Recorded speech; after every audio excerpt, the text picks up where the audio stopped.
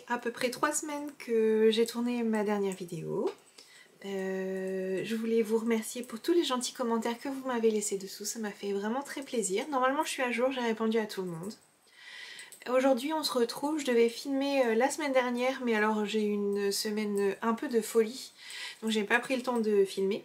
Et je me suis dit que, allez, c'était pour aujourd'hui, je pouvais refilmer une partie plus sur de la couture. Il y aura quand même un tout petit peu de tricot, restez avec nous. Aujourd'hui, toujours Tesla avec nous. Voilà, ma petite glu. Et ben on est parti. On n'a pas besoin... Enfin, c'est pas la peine que je m'éternise et que j'hésite et que je déblatère dans le vide. Alors, je vais commencer déjà par ce que j'ai terminé, on va dire récemment, parce que comme ça fait un petit moment que j'étais pas venue, surtout au niveau de la couture, je vais pas vous refaire tout un retour en arrière, j'ai peur que ce soit un peu redondant, j'ai peur de me répéter, j'enlève la bague qui fait du bruit, j'ai peur aussi d'oublier des choses, donc je vais rester vraiment sur les dernières choses que j'ai terminées. Et aujourd'hui, pas de... Dans ce que je porte, rien de fait maison, c'est un t-shirt du commerce que j'ai acheté, je pense, en 2013 ou en 2014. Alors, je l'aime beaucoup parce qu'il y a cette encolure qui fait comme un collier, très joli. C'est bon, on peut y aller maintenant, Tesla? Cool. Donc dans la couture, je vais vous montrer d'abord des vêtements que j'ai cousus pour moi. Et après j'ai prévu une petite partie avec des éléments de costume que j'ai porté cet été pour du jeu de rôle grandeur nature, puisque je vous expliquais je fais du jeu de rôle grandeur nature et je me suis fait un costume un peu d'inspiration turque, berbère, enfin un peu orientale, disons.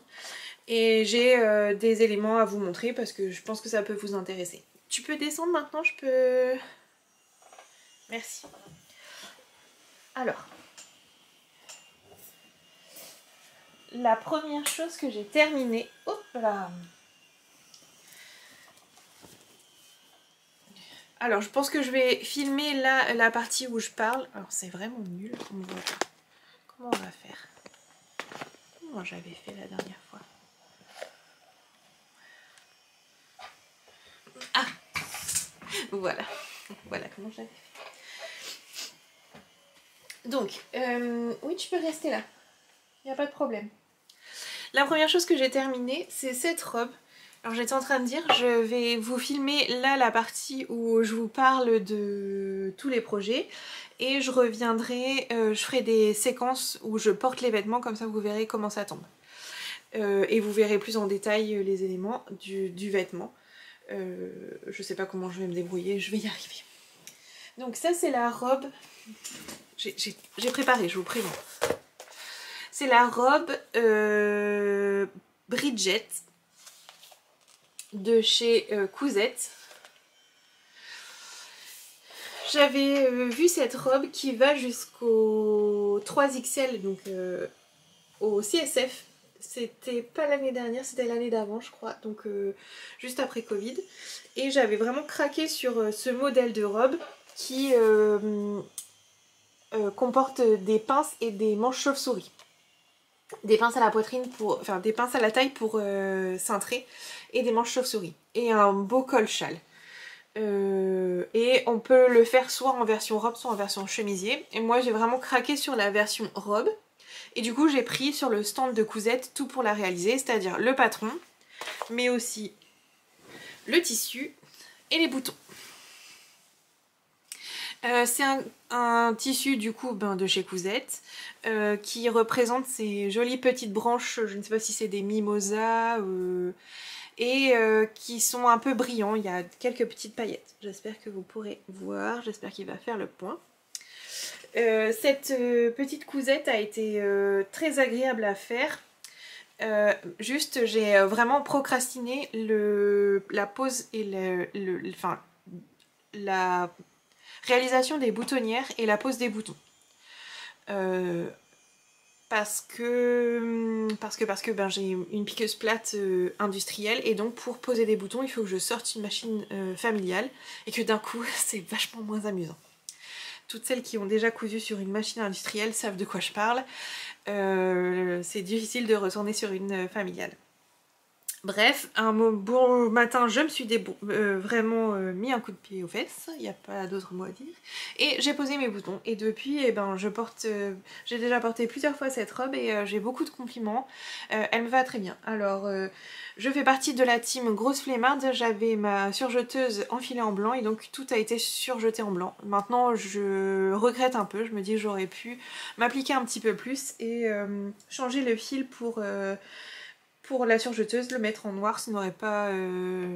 ça aurait fait un peu plus soigné. Voilà, je vous mettrai quelques images de cette robe portée, mais j'en suis très contente.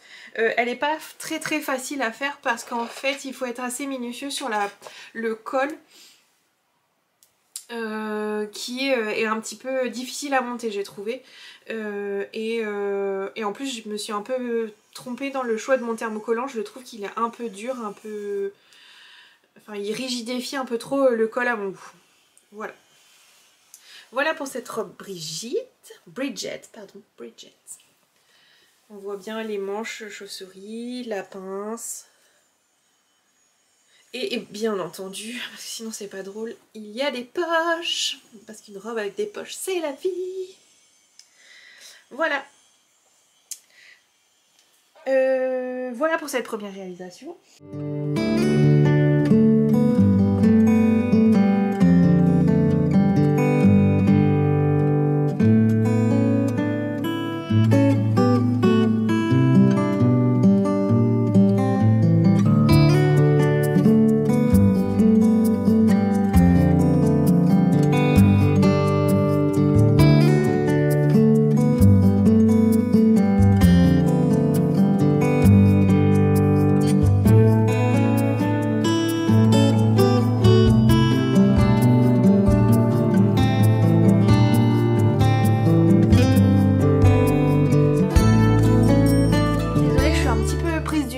Que c'est l'automne qui arrive et on est un peu enrhumé à la maison.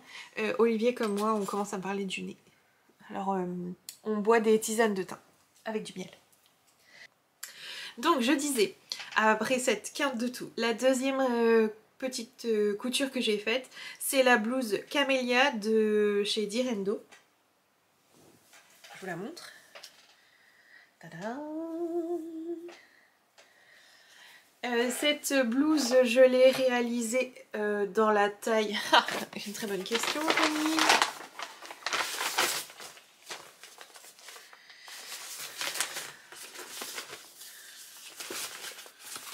Je l'ai réalisée en taille 48.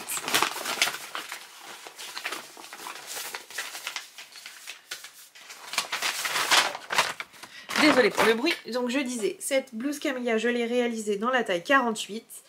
Et j'ai utilisé une viscose que j'avais dans mon stash depuis une éternité. Je pense que je l'ai acheté en solde chez Mondial Tissu. Et il doit bien y avoir 4 ans de ça. Si ce n'est plus. Parce que c'était vraiment avant le Covid. Donc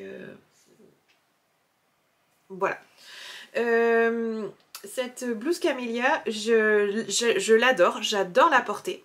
Par contre, je suis très déçue du niveau de finition. Je vous explique. J'adore la porter, je vous mettrai des images où je la porte. J'ai l'habitude de la porter avec l'avant rentré dans un jean. Je trouve que vraiment la coupe elle est géniale, les finitions au niveau des manches sont top, c'est frais, c'est agréable à porter, elle est magique. On a fait une soirée avec les copines et elles m'ont toutes dit, elles ont toutes voulu l'essayer, donc elles ont toutes des morphologies et des tailles différentes. Ça allait du... je vais vous dire n'importe quoi, je pense que Sophie elle doit bien faire un petit 34 à Anne-Sophie qui fait à peu près la même taille que moi, mais je veux dire le même tour de poitrine mais qui est beaucoup plus grande que moi. À part pour Anne-Sophie où on s'est dit bah vraiment comme elle est beaucoup plus grande il fallait la rallonger, toutes elles leur allaient super bien en version ample ou en version un peu plus cintrée, vraiment un patron magique, je ne peux que vous le recommander. Je vous disais, j'étais pas très contente au niveau des finitions. Alors je ne sais pas. Peut-être que c'est de ma faute parce que j'ai l'habitude de coudre et donc je me reporte pas forcément au... comment dirais-je, au livret de montage. Alors que revoilà la sous-préfète. Et du coup je l'ai monté comme j'ai l'habitude de monter, mais j'ai pas fait attention aux petites indications sur les finitions et je me retrouve avec, vous allez voir, la pâte polo qui n'a vraiment aucune finition. Et donc qui est toute... Bon, j'espère qu'on le voit, mais bord franc, à moitié en train de s'effilocher, et ça m'énerve parce que je pense que pour le temps que j'y ai passé, et j'ai l'habitude des patrons de chez Direndo qui sont vraiment très bien finis, et là je trouve que qu'est-ce que j'ai merdé en fait. Enfin je sais pas ce que j'ai fait. Je vais me poser à nouveau sur le patron, là je l'ai sorti. J'ai prévu de m'en refaire une autre dans un tissu plus automnal. Je le trouve vraiment bien parce que sous un gilet, il fait quand même assez habillé. Pour aller travailler c'est parfait. Et puis dès qu'il fait chaud, on fait tomber le gilet. Et sous un pantalon, vraiment parfait, parfait, parfait. Voilà. Trop de E, trop d'hésitation, ça suffit. Il y a un bel empiècement dans le dos. Donc alors, il y a des fronces au niveau des épaules. Vous allez rien voir avec ce tissu un peu graou. Il y a des fronces au niveau des épaules. Il y a un col, pied de colle, qu'on vient poser de la manière traditionnelle. Et dans le dos, un empiècement, pareil, avec quelques fronces. Et l'empiècement dos, il est entièrement doublé. Et la seule difficulté, c'est vraiment de savoir faire coudre la pâte polo. Et vraiment, c'est pas insurmontable. Si vous savez faire des fendants déchirables de... Enfin, des fendants déchirables. Oui, des pattes de boutonnage au niveau des poignets, vous savez faire une pâte polo. C'est pas plus compliqué que ça.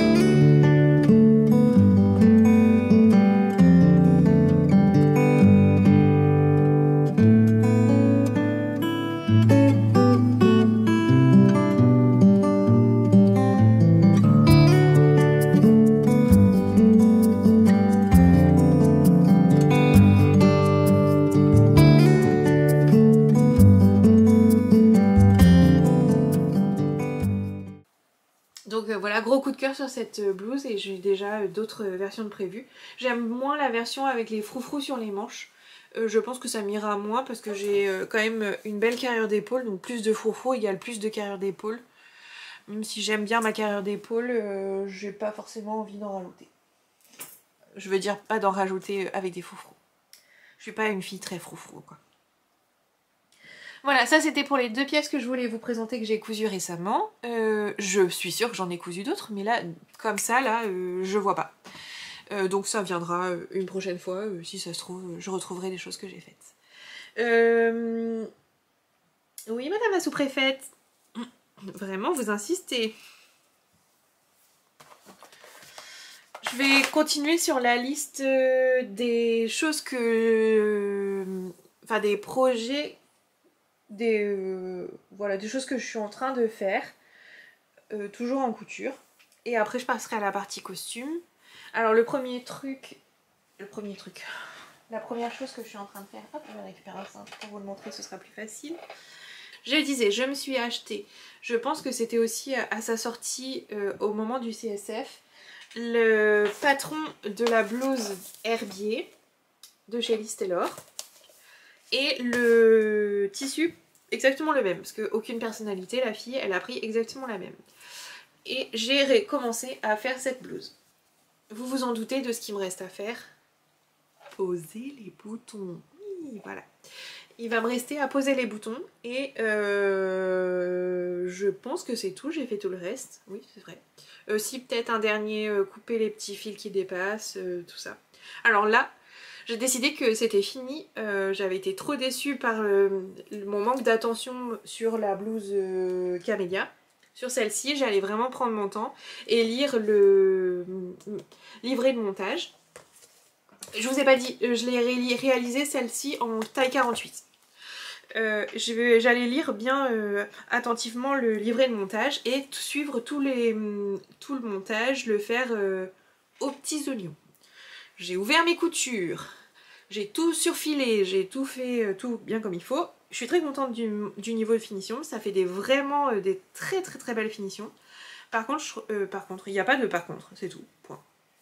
La blouse, elle est marquée niveau 4 sur 5. Et oui, en effet, elle est assez difficile à faire. Il y a notamment, je vais vous montrer peut-être sur le dessin technique, cette partie-là du col entre la pente d'épaule et le col, il y a une petite manipulation à faire. Il faut marquer les valeurs de couture pour bien piquer, basculer l'aiguille, enfin basculer, on bascule pas l'aiguille, on fait tourner le tissu, enfin c'est assez complexe, il faut prendre son temps et être assez minutieuse. Et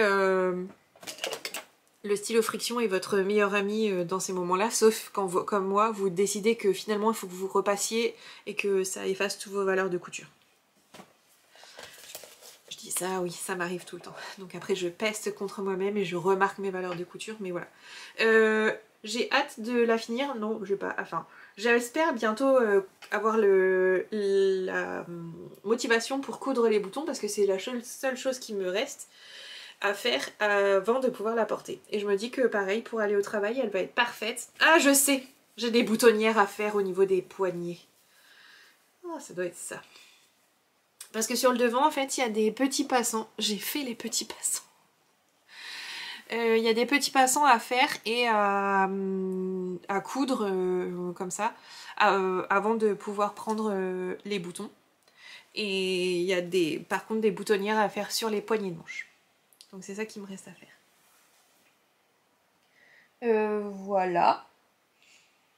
Et le deuxième projet que je vais vous montrer, parce que comme ça m'a motivé à le continuer. J'avais envie de me refaire un manteau cette année. Je trouvais pas dans... Alors j'ai plein de patronages de manteaux, j'en ai déjà fait plusieurs. Le manteau que je préfère porter, c'est mon quarter coat de chez Polinalis. Polinalis ? Oui, Polinalis. Je trouve que cette forme elle est impeccable, il fait à la fois habillé mais comme j'ai utilisé un beau lainage il est aussi chaud, en plus il est vert, donc vraiment j'aime beaucoup ce patronage là, mais j'avais envie de tester autre chose. Et il y a quelques années je me suis fait un trench luzerne, donc c'est un trench de chez Direndo que j'ai entièrement gancé, donc il est bleu marine et il est gancé, donc c'est-à-dire que les coutures sont recouvertes à l'intérieur par du billet rouge. Très joli. Maintenant, j'ai pris beaucoup en carrure d'épaule et je ne ferme plus ce manteau. Enfin, c'est-à-dire je ne peux même pas passer un bras dedans. Rassurez-vous, c'est voulu, hein. Je travaille mes épaules, mes bras, c'est pas... Je me suis dit, mais oui, mais j'aime beaucoup cette forme. Et mon amie Diane... a réalisé ce trench luzerne en lainage qu'elle a doublé en version un peu d'hiver. Et je le trouve magnifique à chaque fois son manteau quand elle le met. Je la vois pas souvent mais quand elle le met, je suis très envieuse et je lui ai dit mais c'est une trop bonne idée et du coup elle m'a dit en fait c'est hyper simple et puis tu peux trouver facilement sur internet des tutos pour le doubler. Et donc du coup me voilà partie pour réaliser ce luzerne, et forcément même si j'ai une caisse entière de lainage, il n'y avait pas la couleur que je voulais pour réaliser mon manteau. Donc je me suis offert un magnifique lainage qui vient d'un fournisseur allemand. Alors là j'ai aucune idée de comment il s'appelle, si jamais je retrouve le nom je vous l'écrirai quelque part, pas ici. Toi tu veux faire une bêtise là? Oui je le vois. Et donc voilà comment, enfin où est-ce que j'en suis pour le moment. J'ai bien avancé l'assemblage, donc pareil là je m'applique à mort parce que je pense que j'en ai pour au bas mot quasi 100, un peu plus de 100 € de laine, de tissu lainage, parce qu'il est vraiment très beau. Admirez-moi cette couleur. Je ne sais pas ce que vous voyez, alors au retour caméra c'est moche, mais c'est un beau bordeaux, lit de vin bordeaux foncé. Bon, et ça a l'air d'être un peu flash, mais peut-être que j'essaierai de porter là où j'en suis pour que vous voyez ce que ça donne. Donc on a ces grandes poches qui sont vraiment toujours très pratiques, on aime les poches. Et j'en suis à la partie où il va falloir que... Alors j'hésite à bâtir les manches pour voir si ma pente d'épaule, parce que du coup j'ai repris ma pente d'épaule pour être sûre que je passe mes bras, pour donc mettre mes manches pour voir ce que ça va donner, les manches par rapport à ma pente d'épaule, et voir ce que ça va donner aussi s'il va falloir que je mette épaulettes et cigarettes, ou si je commence à doubler et je pose les manches après. Sachant que j'ai pas encore trouvé mon tissu de doublure. Je ne sais pas ce que je veux, je ne sais pas... il faudrait peut-être que je fasse un tour dans mon stock. Ah, ça pourrait être amusant que j'ai un tissu un peu genre palmier, Bora Bora, ça serait amusant. Bon, voilà, je vous partage mes réflexions. Mais je suis absolument ravie du début de mon manteau. J'espère que je vais le finir bientôt avant qu'il ne fasse trop froid. Voilà, donc ça c'était pour la partie couture, on va dire vie de tous les jours. Et couture moins la vie de tous les jours. Après avoir mouché son nez, ça va mieux. Je vais vous raconter mon costume. Alors, l'année dernière a été une année riche en événements géanistiques. Et notamment, nous sommes partis, mon chéri et plusieurs amis, au Mythodea, qui est un des plus grands GN au monde, qui a lieu en Allemagne, du côté de Hanovre. Malheureusement, cette année, nous avons eu un temps pourri et Mythodea s'est transformé en Mud-Odea, un champ de boue, et 5 jours de grosse fatigue à cause de la grosse pluie, puisque nous sommes en tente et que on n'a pas d'électricité, enfin ce genre de choses. Il y a quand même des douches et des toilettes, à part comme dans un camping. Globalement, c'est un confort plutôt rudimentaire. Nous étions un groupe plutôt éclectique et j'avais décidé de me faire un costume plutôt d'inspiration orientale pour avoir un personnage de génie, djinn, appelez-le comme vous voulez, d'esprit un petit peu oriental, on va dire. Je me suis donc inspirée d'un patron et d'images de référence. Je vais essayer de vous mettre les images là, qui sont des tenues, je dis beaucoup de E et ça m'énerve, qui sont des tenues, on va dire, des tenues historiques turques, mais aussi d'autres pays iraniennes et perses. Je vais y arriver, c'est dur avec le nez en patate. Le premier élément que j'ai réalisé, c'est un entaya. Alors l'entaya, c'est un manteau de corps. Alors là pareil, vous n'allez pas voir grand chose. Je sais pas si j'aurai le courage de me costumer entièrement pour vous. Si vous voyez dans les séquences après le costume en complet, c'est que vous avez vraiment de la chance. Donc cet entaya, c'est une chemise de corps que j'ai réalisée dans une popeline blanche qui est très fraîche au toucher, et parce que d'habitude, alors pardon, je remets dans le contexte, le Mythodea se passe en Allemagne, se passe la première semaine d'août, et d'habitude il fait une chaleur de bête et il fait 30, on n'en peut plus, on est en train de cuire, donc j'avais prévu des choses légères. Manque de bol, il a plu. Parenthèse terminée, l'entaya. C'est une forme presque comme un kimono peut-être, avec donc des manches. Non, c'est pas kimono puisque les manches sont montées. Et les manches, elles ont la particularité d'être, j'espère que vous allez voir, un petit peu plus larges, d'aller en s'évasant, un peu comme des manches trompettes. Il y a des pinces dans le dos. Vous voyez mes magnifiques pinces. Et il y a des pinces sur le devant. Vous voyez mes magnifiques pinces. Et le boutonnage se fait avec des passants et des boutons que j'ai trouvés, je pense, chez Mondial Tissu. 2 heures avant de partir. Oui, on voit les passants que j'ai réalisés. Et c'est fendu, enfin c'est fermé jusque... on va dire jusqu'à la culotte à peu près. Enfin non, jusqu'au nombril. C'est fermé jusqu'au nombril puisqu'on vient porter un pantalon dessous. Et après c'est fendu. Il y a des coutures jusqu'à pareil, jusqu'à à peu près la taille. Après, là la longueur du vêtement, heureusement que je fais du sport. Mais j'ai fait une longueur, alors j'avais fait une longueur jusqu'aux chevilles, vu qu'il y a eu de la bouffe, j'ai beaucoup regretté. Et là j'ai tout repris d'environ 4 cm pour que ça arrive un peu au-dessus de la cheville, vraiment dans le bas du mollet. Je vous l'essayerai comme ça vous pourrez voir. Donc ça c'était le vêtement de dessous, j'en ai fait 3 au total. Ah oui, parce que j'essaye de me changer un peu tous les jours. Et puis j'étais bien contente, comme il a plu, de pouvoir mettre des vêtements secs. Et par-dessus, j'ai réalisé la même chose, donc un entaillat, mais sans manches, pour faire comme une espèce de manteau. Alors je vais vous le mettre sur le cintre. Voilà, alors vous faites pas attention, il y a une petite feuille qui est épinglée dessus, ça fait partie des petits cadeaux qu'on m'a fait pendant le jeu. Est-ce que vous voyez quelque chose? Alors je ne vous vois plus, voyez-vous quelque chose? Et pareil, là j'avais fait un système de fermeture. Finalement je n'ai pas posé les boutons parce que comme une quiche, j'ai oublié de coudre un renfort de ce côté-là. De ce côté-là du tissu. Je vais vous le montrer sur le blanc, peut-être que vous allez mieux comprendre. Donc avant de poser mes boutons, je suis venue coudre un ruban de billets pour venir renforcer que les boutons qui sont assez lourds ne trouent pas le tissu. Et comme une gourde,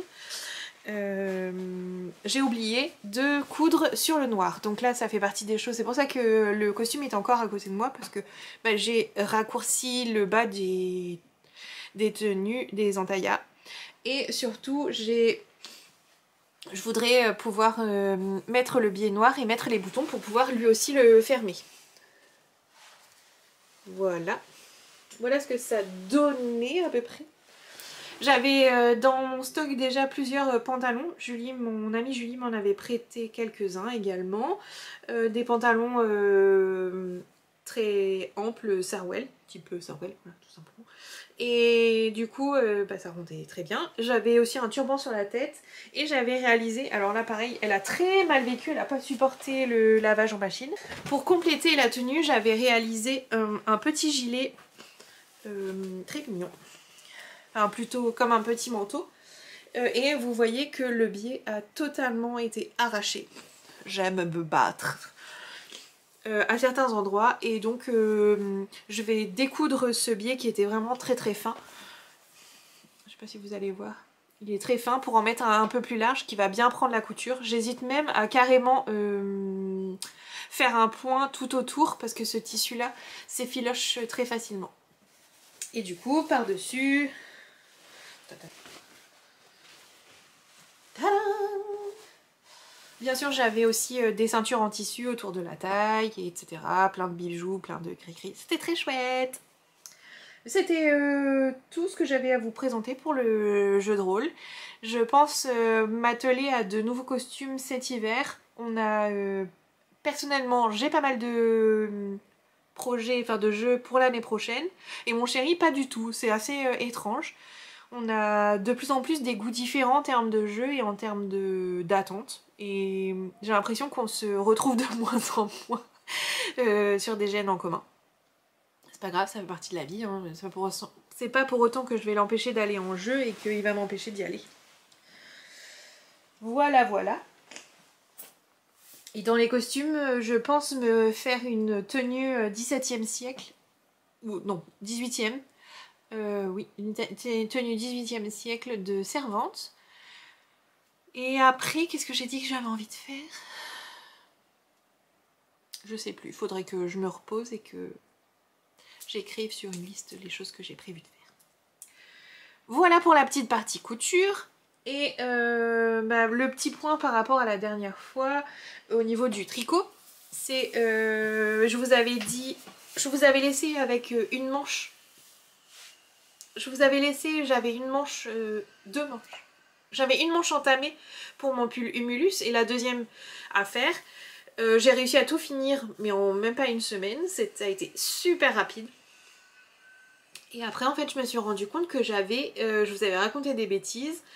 J'ai des cocons de naissance à faire, puisque j'ai plusieurs naissances dans mon entourage. des collègues de travail. Et du coup je voulais leur faire ce petit cadeau là. Donc j'en ai déjà fini un. Je vous le montre parce que j'aimerais l'offrir assez rapidement. Donc le cocon de naissance, c'est cette chaussette géante pour bébé. Il me reste le fil là à rentrer, sinon tout le reste, et l'étiquette à coudre. C'est un patron de Agathe, Agathe de Power of Tricot, et Olivia je crois qu'elle s'appelle. Et en fait j'ai déjà commandé une première fois deux cocons chez elle, j'ai donc le patron. Et là on peut commander des recharges pour le cocon. Et en fait ça coûte pas plus cher que d'acheter les pelotes sur un autre site. Et puis en plus elle vous envoie la petite étiquette pour coudre dessus et elle vous envoie un petit mot à glisser aux parents pour expliquer à quoi ça sert, comment ça s'utilise. Donc pour celles qui ne connaissent pas le cocon, je vais vous faire l'article 2 minutes. C'est moi j'appelle ça un petit sac de couchage pour bébé en fait. Une fois que le bébé est né, on peut le mettre dedans et ça lui permet en fait d'être comme un petit peu emmailloté, ça lui tient chaud, la laine lui permet de réguler sa température et on peut le rouler au fur et à mesure que le bébé grandit, on le déroule pour pouvoir bien le couvrir. Et ça recrée un petit peu la sensation qu'il a dans le ventre de la maman, ça lui permet de se sentir mieux, de mieux s'endormir. Et alors je vous raconte pas ça pour vous faire l'article, mais j'ai une de mes amies qui a eu un petit garçon qui a eu beaucoup de mal à s'endormir les premiers temps. Et grâce à sa chaussette magique, puisqu'elle l'a appelée la chaussette magique, et ça leur a sauvé plusieurs soirées. Et elle et son mari, ils ont béni cette chaussette magique. Donc là j'espère pour le petit garçon qui vient de naître, et bien ça lui fera plaisir. Bien sûr il va avoir d'autres petites choses, de layettes qui sont déjà prêtes et qui n'attendent plus que un beau paquet cadeau. J'ai également repris, j'ai été très motivée, je pense que c'est la fin du match de Knitich. À la fin du match, j'avais tellement tricoté que j'avais mal aux mains parce que j'ai fait quand même ce cocon en moins d'une semaine. À la fin du match, j'avais tellement mal aux mains que je me suis dit je vais arrêter et faire une petite pause de tricot. J'ai rentré plein de fils, j'ai fini plein de... Enfin voilà, j'ai bloqué, lavé, rentré les fils de plein de projets. Tous les projets que vous aviez vus où les fils attendaient d'être rentrés, c'est fait, c'est rentré, c'est terminé, bonsoir. Donc ce soir, normalement commence le nouveau match de Knitich et du coup j'ai préparé mes petits projets pour ce match. Et je réserve le moment où je fais les finitions pour l'intermatch. Comme ça me permet de vraiment avoir... des séquences de tricot et des séances plus de finissage. Je vous présenterai la prochaine fois, elle est juste derrière vous, elle est juste devant moi, ma nouvelle petite copine. Je ne sais pas comment l'appeler, elle a pas encore de petit nom. C'est une petite machine à tricoter les tubes de chaussettes. Je vous montre parce que j'en ai un juste là.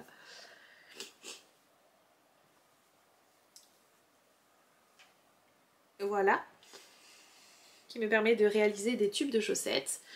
J'hésite parce que comme elle vient du Canada, j'hésite à l'appeler Marie-Christine, pour Marie-Christine Lévesque, comme nous adorons Marie-Christine ici.